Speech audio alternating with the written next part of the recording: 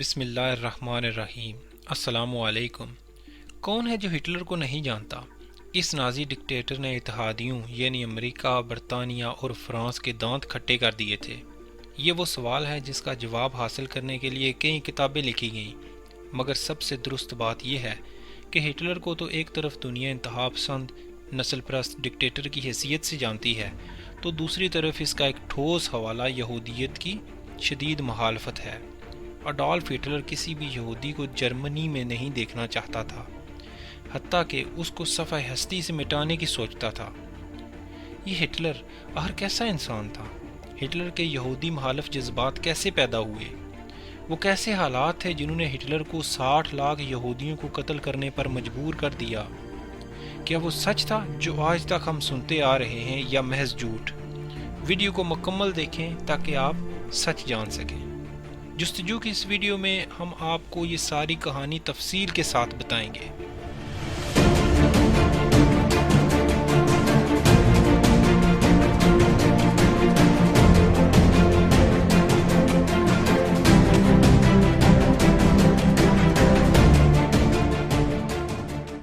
Hitler 1889 میں Austria میں پیدا ہوا۔ یہ نقطہ بذات خود تاریخی اہمیت کا حامل تھا کہ وہ آسٹرو ہنگری امپائر کا باشندہ تھا۔ یہ ایسی امپائر تھی جس میں روایتی برتری آسٹریا کے جرمنوں کو حاصل رہی تھی۔ یہ 1867 سے قبل کی صورتحال تھی جب اس بالادستی کو خود ساختہ دوہری حکمرانی قرار دے دیا گیا۔ اب اس امپائر پر مختلف نسلوں کا ملا جلا طبقہ حکمرانی کرتا تھا۔ اس میں زیادہ تر باشندے سلواکیہ کے تھے، باقی پولش، چیکس اور کروش لوگ شامل تھے۔ نسل پرست ہٹلر کا باپ بھی شامل تھا، جو سلواکیہ کو کمتر تصور کرتا تھا۔ یہودیوں کے بھی چند بڑے بڑے خاندان اس حکومت کا حصہ تھے، جو بینکاری کے حوالے سے کافی مشہور تھے، جس کی وجہ سے اس امپائر کے مالی وسائل پر یہودیوں کا کنٹرول تھا۔ جب ہٹلر 5 برس کا تھا تو اس کا خاندان لینز کے نواح لیوڈنگ میں منتقل ہو گیا۔ بچپن سے ہی ہٹلر کو مصوری کا شوق تھا۔ اس نے آسٹریا کی دارالحکومت ویانا میں داخلہ لینا چاہا تو بدقسمتی سے اس کا داخلہ نہ ہو سکا۔ تب کا ویانا فن موسیقی، فن تعمیر اور مجسموں کے آرٹس کے لحاظ سے لاجواب شہرت رکھتا تھا۔ اس شہر کے پرمسرت دنوں اور رنگین راتوں نے ہٹلر کو کچھ نہ دیا ماں سوائے مایوسی اور بے چارگی کے۔ ویانا میں قیام کے دوران پیٹ کی آگ سرد کرنے کے لیے ہٹلر کے پاس محنت کے سوا کوئی اور راستہ نہ تھا۔ ہٹلر نے نوکری کی تلاش کرنا شروع کی، لیکن اس کوشش میں بھی وہ کامیاب نہ ہو سکا۔ اس نے ہر اچھی نوکری پر یہودیوں کو دیکھا۔ ہٹلر نے زندہ رہنے کے لیے بازاروں میں صفائی کا کام کیا، گھروں میں رنگ روگن کیا، قالینوں کی صفائی کی، یہاں تک کہ ریلوے میں بھی مزدوری کی۔ انہی حالات کو دیکھ کر ہٹلر کو یہودیوں سے دلی نفرت سی ہو گئی، کیونکہ وہ شہر میں کاروبار، صنعت اور تجارت کے شعبوں میں مقامی اور غیر ملکی یہودیوں کی اجارہ داری دیکھتا، جس سے وہ غم و غصے کا شکار تھا۔ اس کا خیال تھا کہ یہ صرف جرمنوں کا حق تھا۔ ہٹلر جرمن قوم کو دنیا کی بہترین قوم سمجھتا تھا۔ اس کا خیال تھا کہ صرف جرمن قوم ہی کو دنیا پر حکمرانی کا حق حاصل ہے، اور جرمنی کی ترقی کے لیے ضروری ہے کہ ملک سے تمام غدار ختم کر دیے جائیں۔ یہ انسان کی ترقی میں رکاوٹ ہیں۔ پہلی جنگ عظیم میں جرمنی میں رہنے والے یہودیوں نے درپردہ جرمن مفاد کے خلاف برطانیہ اور اس کے اتحادیوں کا ساتھ دیا تھا۔ جرمنی میں رہتے ہوئے جرمنی کے خلاف کام کرنا ہٹلر کے نزدیک ناقابل معافی جرم تھا۔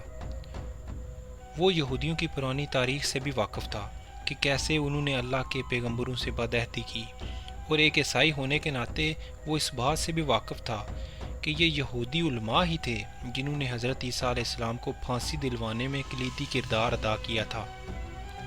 اس لیے وہ انہیں ایک لعنت زدہ نسل سمجھتا تھا اور دنیا کو یہودیوں سے پاک کر دینا چاہتا تھا۔ چنانچہ حکمرانوں نے یہودیوں پر پابندیاں لگا دیں اور ان پر مخصوص ملازمتیں کرنے اور زمین کی مالکیت حاصل کرنے پر پابندی عائد کر دی۔ اسی وقت چونکہ پرانے زمانے کا چرچ سود خوری کی اجازت نہیں دیتا تھا، یہودیوں نے عیسائی اکثریت کے لیے ساہوکاروں کا کردار ادا کیا۔ فرانس میں روس کی خفیہ پولیس کے ایک اہلکار نے زیون کے طاقتور یہودیوں کے بارے میں پروٹوکولز یعنی مسودے تیار کیے۔ پروٹوکولز میں یہ کہا گیا کہ یہودی پوری دنیا پر قبضہ کرنے کی سازش کر رہے ہیں۔ ان دستاویزات میں عالمی یہودی لیڈروں کی ایک میٹنگ کے اراکین کو شام میں ظاہر کیا گیا، جنہوں نے پوری دنیا پر قبضہ کرنے کے منصوبوں کو حتمی شکل دی، اور ان میں یہ واضح تھا کہ یہودی خفیہ تنظیموں اور ایجنسیوں کے ذریعے سیاسی جماعتوں، معیشت، اخبارات، عوامی رائے کو کنٹرول کرنا اور اپنے مقاصد کے لیے استعمال کرنا چاہتے تھے۔ پروٹوکولز کو دنیا کے مختلف ممالک میں شائع کیا گیا تھا، جن میں امریکہ بھی شامل تھا۔ یہودی آج بھی اس سازش پر کام کر رہے ہیں جو کرونا کی صورت میں پوری دنیا پر پھیلی ہوئی ہے۔ اس سازش پر جستجو ٹی وی نے حقائق کے ساتھ ایک ویڈیو بنائی ہے۔ آپ اس ویڈیو کو ضرور دیکھیں اور کمنٹ باکس میں اپنی رائے کا اظہار کریں۔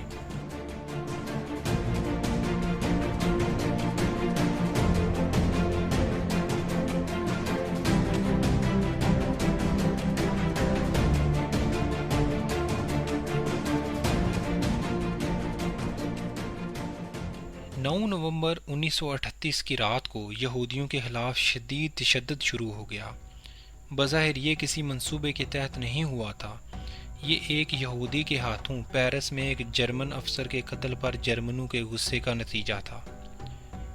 2 دنوں میں 250 سے زائد یہودی عبادت گاہیں جلا دی گئیں، 7,000 سے زائد یہودی کاروباروں میں لوٹ مار کی گئی اور انہیں تباہ کر دیا گیا۔ درجنوں یہودیوں کو مار دیا گیا۔ یہودی قبرستانوں، ہسپتالوں، اسکولوں اور گھروں کو لوٹ لیا گیا، جبکہ پولیس اور فائر بریگیڈ کی گاڑیاں دیکھتی کی دیکھتی رہ گئیں۔ اس رات کو سڑکوں پر بکھرے ہوئے دکانوں کی کھڑکیوں کے شیشوں اور کرسیوں کی وجہ سے کرسٹل نائٹ یعنی ٹوٹے ہوئے شیشوں کی رات کہا جانے لگا۔ ٹوٹے ہوئے شیشوں کی رات کی صبح جرمنی کے 30,000 یہودی مردوں کو یہودی ہونے کے جرم میں گرفتار کر کے حراستی کیمپوں میں بھیج دیا گیا، جہاں ان میں سے سینکڑوں افراد کو قتل کر دیا گیا۔ کچھ یہودی عورتوں کو بھی گرفتار کر کے مقامی قید خانوں میں بھیج دیا گیا۔ یہودیوں کے کاروباروں کو اس وقت تک دوبارہ کھولنے کی اجازت نہیں دی گئی جب تک ان کا انتظام غیر یہودیوں کے ہاتھوں میں نہ دیا گیا ہو۔ یہودیوں پر کرفیو لگا دیے گئے، جن کی وجہ سے ان کے گھروں سے نکلنے کے اوقات محدود ہو گئے۔ ٹوٹے ہوئے شیشوں کی رات کے بعد جرمن اور ایسٹرین یہودی بچوں اور نوجوانوں کی زندگی اور بھی مشکل ہو گئی۔ ان پر پہلے ہی عجائب گھروں، عوامی پارکوں اور تیراکی کے پولز میں داخلے پر پابندی لگا دی گئی تھی۔ اب انہیں سرکاری اسکول سے بھی خارج کر دیا گیا۔ اپنے والدین کی طرح یہودی نوجوانوں کو بھی جرمنی میں مکمل طور پر علیحدگی کا سامنا کرنا پڑا۔ مایوسی میں کئی یہودیوں نے خودکشی کر لی۔ زیادہ تر خاندانوں نے بھاگ جانے کی بھرپور کوششیں کی۔ 17,000 کے قریب پولش یہودیوں کو جرمنی سے نکال دیا گیا۔ یہ سب ان کی جرمنی کے خلاف سازشوں اور پرتشدد حملوں میں ملوث ہونے کے بعد کیا گیا تھا۔ 7 نومبر 1938 پیرس میں جرمن سفارتکار کو گولی مار کر ہلاک کر دیا گیا۔ ہٹلر نے یہودیوں کی نشاندہی کر کے انہیں سرکاری عہدوں سے برطرف کر دیا۔ اڈالف ہٹلر کے چانسلر بننے کے 2 مہینے بعد اپریل 1933 میں منظور کیے جانے والے قوانین کے ساتھ انتظامیہ کی تدخیر شروع ہو گئی۔ ان قوانین میں ایک آرین پیراگراف شامل تھا، جس میں سماج کے مختلف شعبوں سے یہودیوں کو نکال پھینکنے کا انتظام کیا گیا تھا۔ حکومت کے تمام ملازمین کو اپنی آرین نسل کے ثبوت میں دستاویزات پیش کرنے کی ضرورت پڑ گئی۔ پہلی دفعہ قانون میں یہودی کی تعریف فراہم کی گئی تھی۔ جن ملازمین کے والدین، دادا دادی، نانا نانی یہودی تھے، انہیں اپنے عہدوں سے برطرف کر دیا گیا۔ 17 اگست 1938 یہودیوں کے لیے یہودی نام اپنانا لازمی قرار دے دیا گیا۔ جرمنی کی حکومت نے ان تمام یہودیوں کے لیے جو اپنے پہلے ناموں سے فوری طور پر یہودی ظاہر نہیں ہوتے تھے، اپنے پہلے نام کے بعد ایک یہودی نام کا اضافہ کرنا ضروری قرار دے دیا۔ مردوں کے لیے اسرائیل اور عورتوں کو سارا کا نام دیا گیا۔ اکتوبر میں جرمن حکومت نے یہودیوں کے تمام پاسپورٹ ضبط کر دیے۔ یہودیوں کو جاری کیے جانے والے نئے پاسپورٹ پر جے کا ٹھپا لگایا گیا، جو مالکان کی یہودی شناخت کی گواہی دیتا تھا۔ 19 ستمبر 1941 جرمنی میں یہودیوں کی شناخت کے لیے بیج متعارف کروایا گیا۔ 6 سال کی عمر سے زائد یہودیوں کو تمام اوقات اپنے کپڑوں پر یہ بیج پہننا ضروری قرار دیا گیا، جس پر کارے حروف میں جوڈ لکھا گیا تھا، جو جرمن زبان میں یہودی کو کہتے ہیں۔ اب جرمنی میں یہودیوں کو دیکھ کر پہچاننا کافی آسان ہو گیا تھا۔ اکتوبر میں یہودیوں کو جرمنی سے باقاعدہ جلا وطن کر دیا گیا۔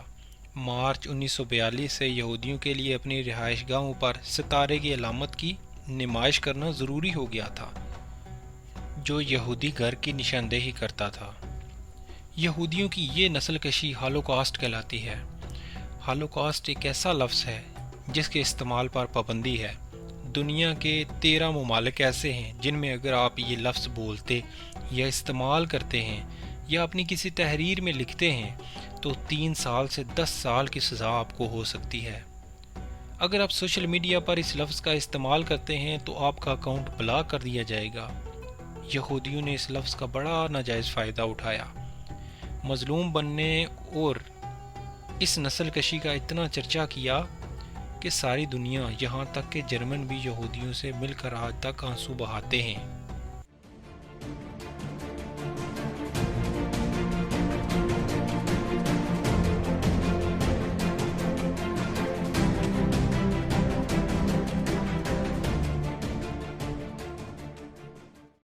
نسل کشی جس قوم کی بھی ہو، وہاں گانا سنتے سنتے تو کسی کی موت نہیں آ جاتی۔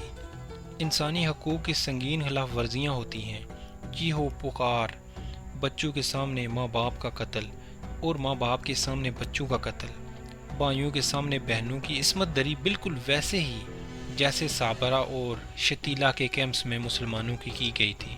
مگر مسلمانوں کے خون کو یہودی کیچپ کی طرح مزیدار کہتے تھے۔ کہا جاتا ہے کہ جب یہودی پناہ گزین بن کر فلسطین میں بھیجے گئے تو یہودیوں کی شکل میں پوری دنیا کی جیلوں سے سفاک قاتل اور ذہنی مریض ڈھونڈ ڈھونڈ کر فلسطین بھیجے گئے تھے۔ ان لوگوں میں انسانیت نام کی چیز نہیں تھی۔ خون کو جوس کہتے تھے اور انسانی گوشت کو پورک کا نام دیتے تھے۔ یہ اس حد تک سفاک تھے کہ انہیں ہی اسرائیل کی فوج میں اعلیٰ افسران بنا کر بھیجا گیا۔ انہوں نے جب فلسطین کی آبادی پر ظلم ڈھائے اور اقوام متحدہ ایک منافق کی طرح انہیں گھیر کر ان کے گھروں سے نکال کر لے گیا، ان مسلمانوں کے گھروں پر یہودیوں کے قبضے ہو گئے۔ مہاجرین کیمپ میں سے کسی اسلامی تہوار کے موقع پر خوب تیز آواز میں خوشیاں منانے کی آڑ میں گانے چلائے گئے۔ ایک فلسطینی جو فلسطین کے سفارتکار بھی رہے اور آج کل جامعہ ازہر میں پروفیسر ہیں، نے بتایا کہ ان گانوں کی آڑ میں مسلمانوں کی چیخیں کسی کو سنائی نہ دیں۔ یہودی مسلمانوں کے خیموں میں گھستے، قصائیوں کی طرح مسلمانوں کو ذبح کرتے، جب تھک جاتے پھر شراب پینے جاتے، شراب پیتے اپنے اوپر انڈیلتے، قہقہے لگاتے اور پھر ناچتے ہوئے مسلمانوں میں گھس جاتے۔ یہودیوں نے اس قتل عام کو ایک تہوار کی طرح منایا۔ صبح ان کیمپس میں صرف انسانی گوشت اور خون تھا۔ لاشوں کا اس طرح مسلح کیا گیا کہ کسی کی پہچان نہ ہو سکے۔ تمام جسمانی اعضاء کو اجتماعی قبر میں دفن کر دیا گیا۔ مرنے والوں کے گھروں، باغات، کھیتوں پر اسرائیلیوں کا قبضہ ہو گیا۔ یہ سلسلہ آج تک جاری ہے۔ یہودیوں کا ایک ایسا گروہ ہے جو آج بھی قدیم تورات کو مانتا ہے اور یہودیوں کے لیے الگ وطن کے قیام کو اللہ کی نافرمانی مانتا ہے۔ ان کے مطابق دنیا ختم ہو جائے گی اور دنیا پر اللہ کا عذاب آ جائے گا اگر یہودیوں نے اللہ کی نافرمانی کر کے الگ وطن بنا لیا۔ یہ آپ کو اکثر دیوار گریا پر ماتھا رگڑتے ہوئے ملیں گے، مگر یہ لوگ آٹے میں نمک کے برابر ہیں۔ زیادہ تر جنونی جو زائنسٹ کہلاتے ہیں دنیا کے سامنے مظلوم بن کر ہمدردیاں سمیٹتے ہیں اور درندوں سے زیادہ سفاک ہیں۔ یہ اپنا مقصد کبھی نہیں بھولے۔ آج ہٹلر کو وقت نے ثابت کر دیا۔ یہودیوں کی اس عالمی سازش کو نازیوں اور روسیوں نے بے نقاب کیا تھا اور جسے روکنے کی کوشش کی تھی، یہودیوں نے پیر جمائے ہیں اور اس پر کامیابی سے دوبارہ کام شروع کر دیا ہے۔ فرق صرف اتنا ہے کہ اس بار عیسائی دنیا ان کے ساتھ ہے، کیونکہ وہ یہودیوں کو نہ صرف مظلوم سمجھتے ہیں بلکہ ان کے خلاف بات کرنے کو بہت بڑا گناہ سمجھتے ہیں۔ آج بھی یہودی کرونا کی صورت میں وہی سازش کر رہے ہیں جس کی سزا ہٹلر جیسے جرنیل نے دی تھی۔ انشاءاللہ آج پھر کوئی ایسا جرنیل اٹھے گا جو اس بار ان سفاک لوگوں کو صفحہ ہستی سے ہی مٹا دے گا۔ امید ہے آپ کو یہ ویڈیو اچھی لگی ہوگی۔ مزید اس طرح کی ویڈیوز دیکھنے کے لیے اس چینل کو سبسکرائب کریں، ساتھ ہی اس ویڈیو کو اپنے دوستوں کے ساتھ شیئر کریں۔ اگر آپ جاننا چاہتے ہیں کہ یہودی مسلمانوں کے خلاف اس وقت کون سی سازش کر رہے ہیں تو کمنٹ باکس میں یس لکھیں۔ اگر کسی اور ٹاپک پر آپ ویڈیو دیکھنا چاہتے ہیں تو اس ٹاپک کا نام کمنٹ کریں، انشاءاللہ ہم اس پر ویڈیو بنائیں گے۔ اپنا خیال رکھیے گا۔ اللہ حافظ۔